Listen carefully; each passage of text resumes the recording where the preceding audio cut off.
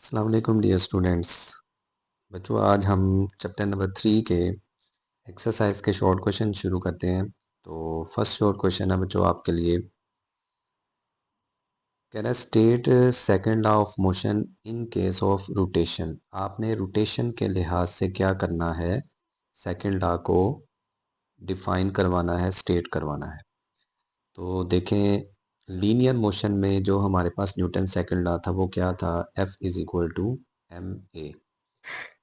ये जो बात है बच्चों, ये लीनियर मोशन में ठीक है, लेकिन जब हम रोटेशनल मोशन में आते हैं या सर्कुलर मोशन में आते हैं तो हमारी जो लीनियर फोर्स होती है वो एंगुलर फोर्स, टॉर्क या मोमेंट ऑफ फोर्स या रोटेशनल फोर्स में कन्वर्ट हो जाती है। एक्सेलरेशन हमारा एंगुलर एक्सेलरेशन में कन्वर्ट हो जाता है। जो एम है बच्चों, इसको हम कहते हैं इनर्शिया, लीनियर इनर्शिया आप इसको कह सकते हैं। तो फिर जब हम सर्कुलर मोशन में जाते हैं तो इस चैप्टर में आपने पढ़ा था मोमेंट ऑफ इनर्शिया होता है, इसको हम किससे लिखते हैं, आई से।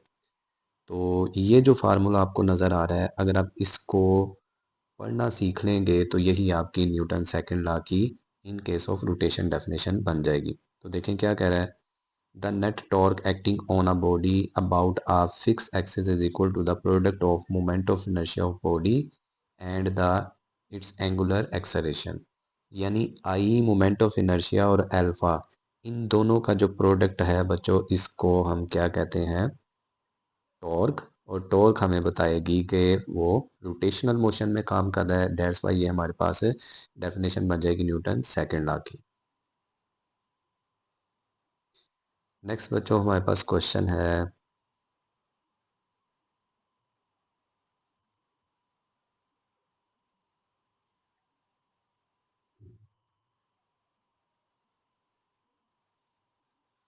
नेक्स्ट क्वेश्चन क्या कह रहा है, what is the effect of changing position of a diver while diving in the pool. यानी जो डाइवर है वो जब डाइव करता है, छलांग लगाता है बोर्ड से और पूल के अंदर छलांग लगाता है, उस दौरान उसने अपनी बॉडी की पोजीशन को चेंज क्यों करना है, इसकी वजह क्या है, इसके पीछे की वजह है फिजिक्स। और फिजिक्स का एक टॉपिक है जिसको हम क्या कहते हैं, एंगुलर मोमेंटम, जो कि law of conservation of angular momentum के तहत ये काम करता है। तो आइए देखते हैं कि ये किस तरह से एक्सप्लेन इसको करेंगे। कह रहा है changing position of a diver change is moment of inertia. Changing position जो है वो रिलेट करती है किससे, change in moment of inertia which effect his angular speed during the dive.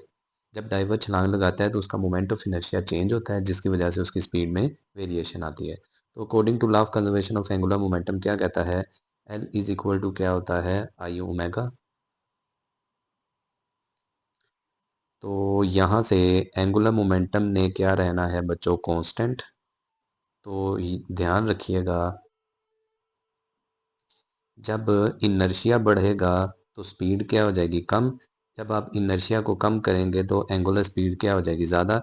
इसी बात को हम अप्लाई करते हैं डाइवर के केस में। और क्या इसके पॉसिबिलिटीज़ हैं, तो देखें इससे होता क्या है। कह रहा है to take extra somersault in air. यानी डाइवर जब छलांग लगाता है तो एक्स्ट्रा समरसाल्ट मतलब वो जो रोटेशन करके घूम के नीचे गिरता है, इसको हम क्या कहते हैं, समरसाल्ट्स। और इसकी वजह से वो अपनी बॉडी की पोजीशंस को, मोमेंट ऑफ इनर्शिया को चेंज करता है। तो क्या कह रहा है, he curves his body by rolling arm. यानी वो अपने आर्म और लेग्स को आपस में क्या कर लेता है, क्लोज कर देता है, जिसकी वजह से उसका मोमेंट ऑफ इनर्शिया कम हो जाता है और उसकी एंगुलर स्पीड क्या हो जाती है, ज़्यादा हो जाती है। जब वो एंटर होता है वाटर के अंदर, पूल के पानी के अंदर, तो फिर एक पर्टिकुलर स्पीड में उसको आना पड़ता है। वो कह रहा है कि he stretch his body and arm which increases the moment of inertia and decreases angular speed. तो पानी के अंदर वो स्पीड से तो नहीं जा सकता, उसको फिर अपनी स्पीड कम करनी पड़ती है। उसके लिए वो अपनी बॉडी को सीधा कर लेता है, स्ट्रेच कर लेता है, उसकी वजह से उसका इनर्शिया क्या हो जाता है, ज़्यादा हो जाता है। तो यहाँ पर बच्चों मैं आपको एक पिक्चर के ज़रिए मैं आपको बताता हूँ कि किस तरह से होता है। फर्ज करें ये हमारा बोर्ड है, ये वो शख्स खड़ा हुआ है। जैसे ही ये छलांग लगाता है, इस वक्त इसकी बॉडी होती है सीधी, स्ट्रेट होती है, सामान्य। तो अगर बच्चों मैं इसको घुमा कर एक रेडियस बनाने की कोशिश करूं तो ये आप देख रहे हैं कि हमारे पास जो रेडियस है वो इस वक्त ज़्यादा है। तो जब वो छलांग लगाता है उस वक्त उसका रेडियस ज़्यादा होता है, जिससे उसका इनर्शिया क्या होता है, ज़्यादा, और उस वक्त उसकी जो एंगुलर स्पीड होती है वो क्या होती है, कम। अब देखिएगा जैसे ही वो छलांग लगाता है, जैसे ही छलांग लगाता है फिर वो अपनी बॉडी को इकट्ठा कर लेता है। इकट्ठा करने से उसकी बॉडी हो जाती है क्लोज टक पोजीशन में। अब अगर उसको घूमने की इजाज़त दी जाए तो वो घूमता भी है, तो उसका रेडियस हो जाता है कम। तो रेडियस कम होने से आपका जो इनर्शिया है बच्चों वो क्या हो जाता है, कम। इनर्शिया कम होने से फिर क्या होता है, उसकी एंगुलर स्पीड क्या हो जाती है, ज़्यादा। ये एंगुलर स्पीड खुद ब खुद ही ज़्यादा होती है। क्यों ज़्यादा होती है, ताकि वो एंगुलर मोमेंटम को कांस्टेंट या कंजर्व कर सके। तो उम्मीद करता हूँ कि आपको ये क्वेश्चन समझ लगी होगी। इसको रिमूव करके हम आगे चलते हैं।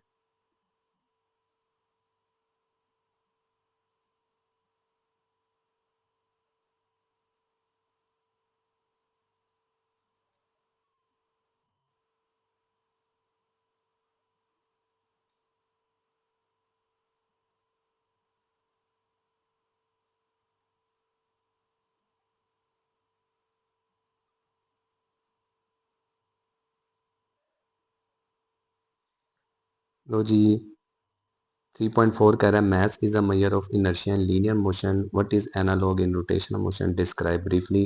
तो बच्चों आपको मैं पहले ही बता चुका हूँ कि जो मैथ होता है वो सिंपल इनर्शिया होता है लीनियर मोशन में। बट जब आप एंगुलर मोशन में कन्वर्ट होते हैं तो वहाँ पर फिर मैथ नहीं होता, वहाँ पर एम आर स्क्वायर का प्रोडक्ट जो होता है इसको हम कहते हैं मोमेंट ऑफ इनर्शिया। और दोनों का सेम काम है, जो इनर्शिया लीनियर मोशन में काम करता है मोमेंट ऑफ इनर्शिया भी एंगुलर मोशन में या सर्कुलर मोशन में सेम काम परफॉर्म कर रहा होता है। नेक्स्ट क्वेश्चन है 3.5।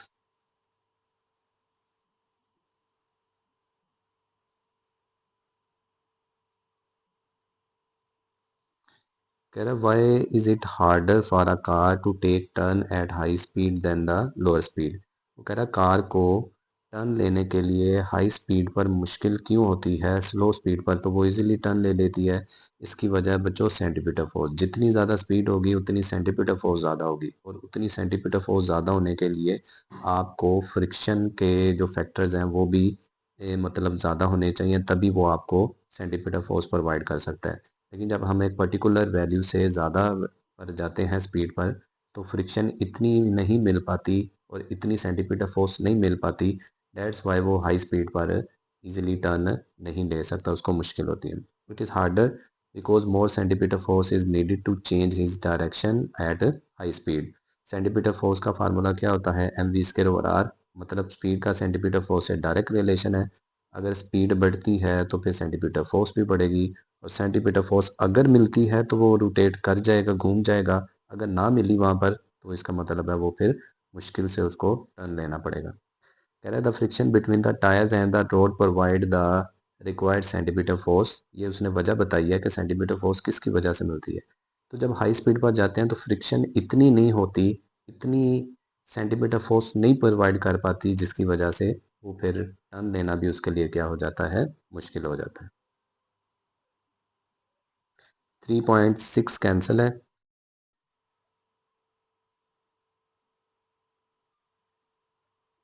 नेक्स्ट बच्चों आपके पास क्वेश्चन है 3.7। कह रहा when a moving car turns around a corner to the left, यानी एक कार है वो लेफ्ट साइड पर टर्न ले रही है, in what direction do do the occupants tend to fall.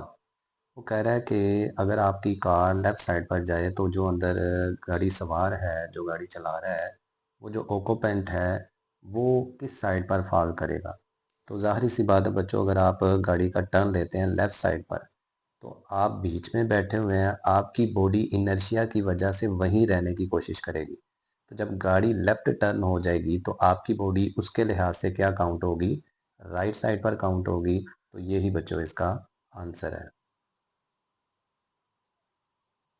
तो देखें क्या कह रहा है। कह रहा when a car turns left the occupant tend to fall to the right, यानी अगर आपकी कार लेफ्ट साइड पर टर्न होती है तो ऑक्यूपेंट्स राइट साइड पर आता है। अब इसकी मेन वजह क्या है, तो देखें क्या कह रहा है दूसरी लाइन में, because when the car is taking turn the occupants body tends to keep moving straight. Body ने सीधा ही रहना, बॉडी अपनी अपनी डायरेक्शन चेंज नहीं करेगी। तो इनर्शिया की वजह से वो वहीं पर रहने की कोशिश करती है, और आपकी गाड़ी जब लेफ्ट जाती है तो ऑक्यूपेंट किस साइड पर हो जाता है, फिर राइट साइड पर हो जाता है।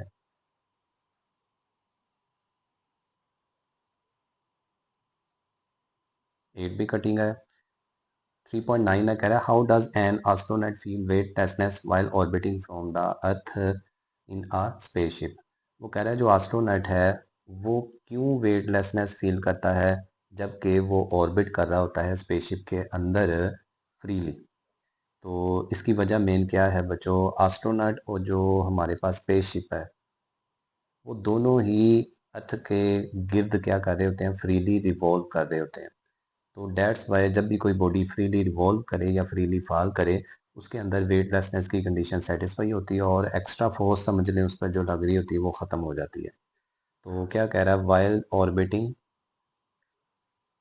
The both astronaut spaceship are in the state of free fall या फ्रीली रिवॉल्व समझ लें।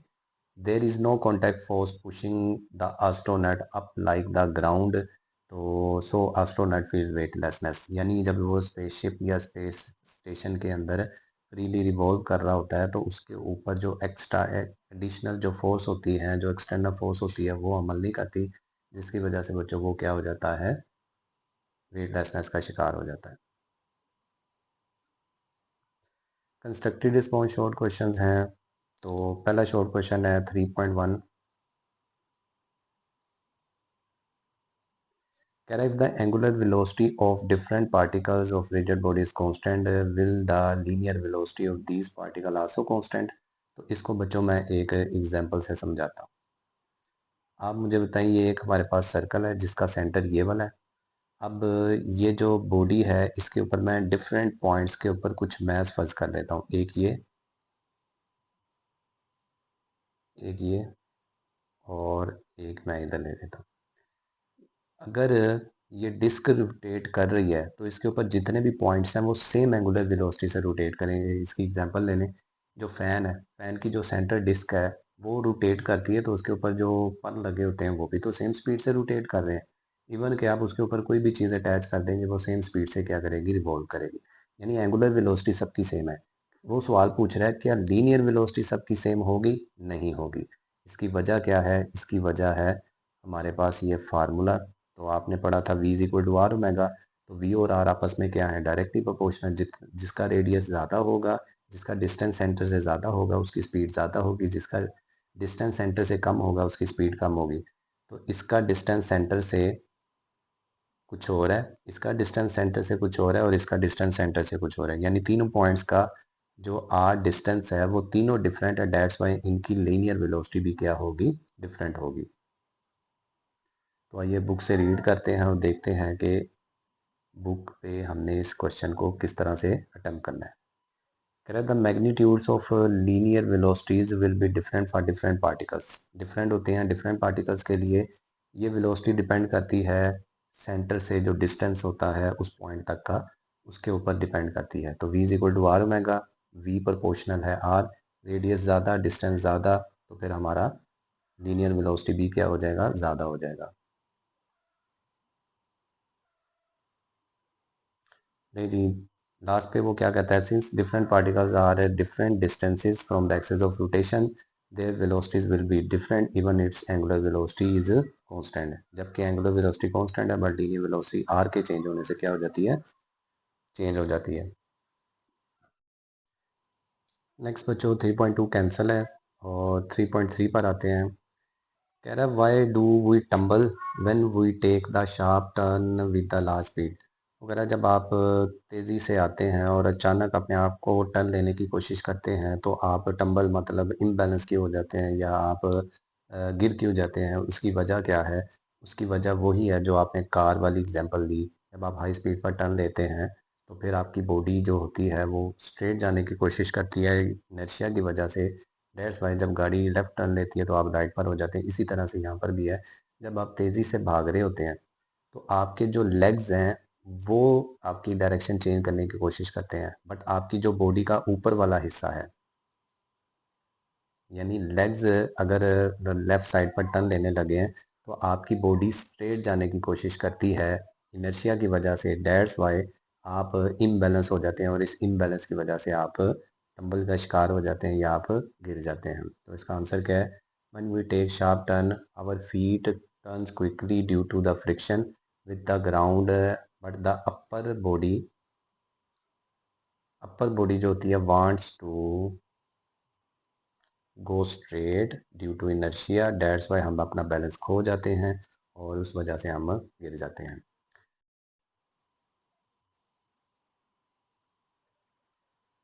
नेक्स्ट बच्चों 3.4 है, वो कह रहा है कि what will be the time period of simple pendulum in an artificial satellite at a certain height.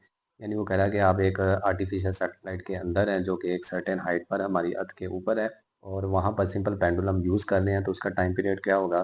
तो बच्चों उसका टाइम पीरियड क्या होता है? इनफाइनाइट। इसकी वजह क्या है? तो इसकी वजह है ये फार्मूला।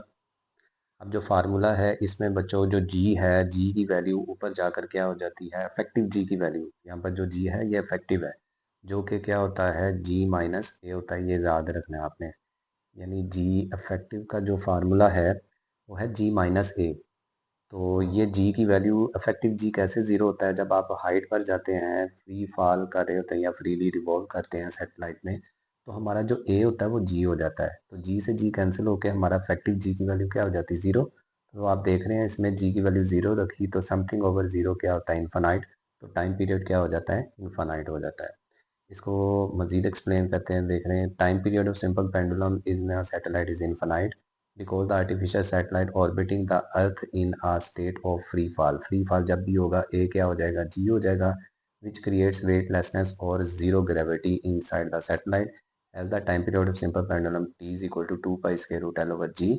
तो 2 pi square root L over G की वैल्यू क्या हो जाती है? ज़ीरो। समथिंग और ज़ीरो इन्फानाइट। दैट्स वाई हमारा टाइम इन्फानाइट हो जाएगा और पेंडुलम वहाँ पर ऑसिलेट ही नहीं करेगा क्योंकि उसकी एक वाइब्रेशन का टाइम इन्फानाइट है। इन्फानाइट मतलब इतना टाइम है कि कोई वैल्यू हमारे पास एग्जिस्ट ही नहीं कर रही, बढ़ती जा रही बढ़ती जा रही है।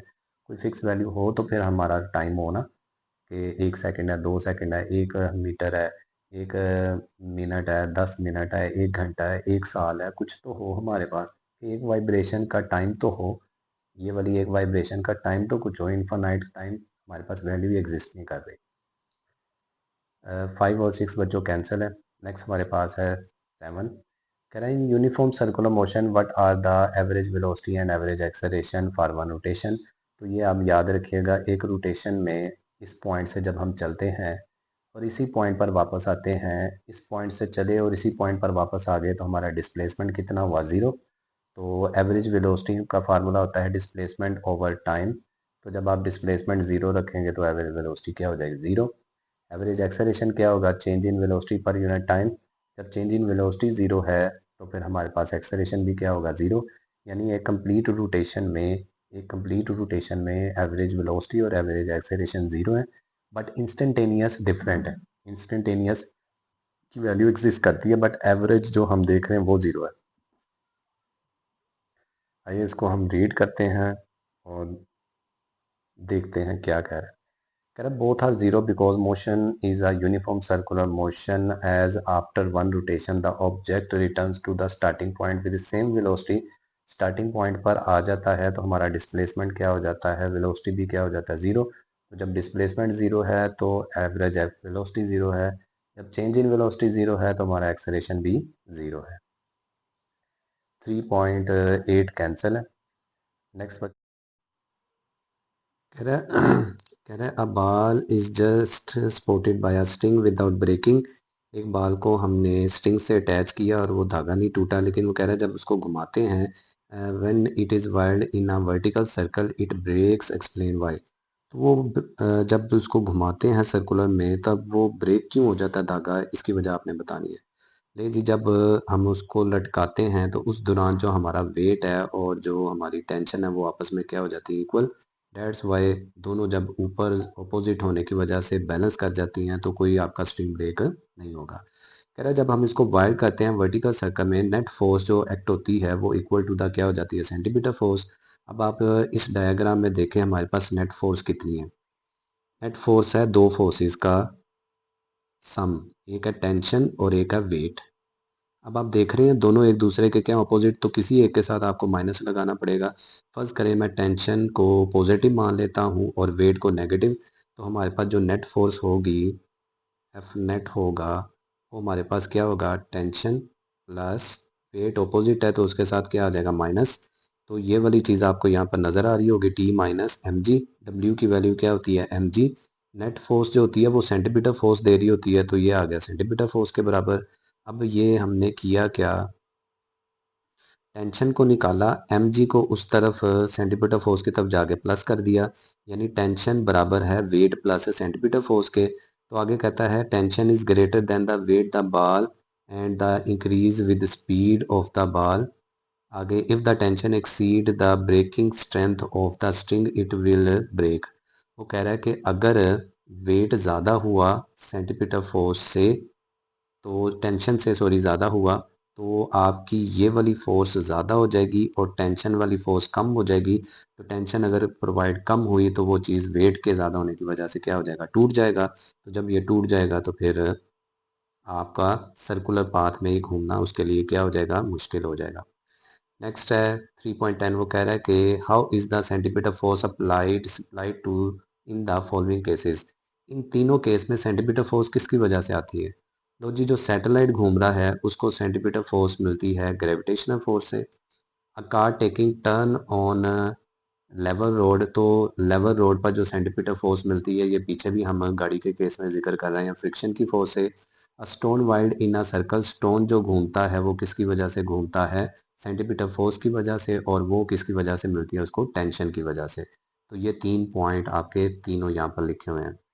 देखें जो सैटेलाइट है वो किसकी वजह से मिल रही है, ग्रेविटेशन फोर्स से। कार किसकी वजह से रोटेट घूम रही है, फ्रिक्शन की फोर्स की वजह से। और हमारे पास जो स्टोन घूम रहा है वो किसकी वजह से घूम रहा है, टेंशन की वजह से। ये भी बच्चों हमारे शॉर्ट क्वेश्चन हो जाते हैं कंप्लीट।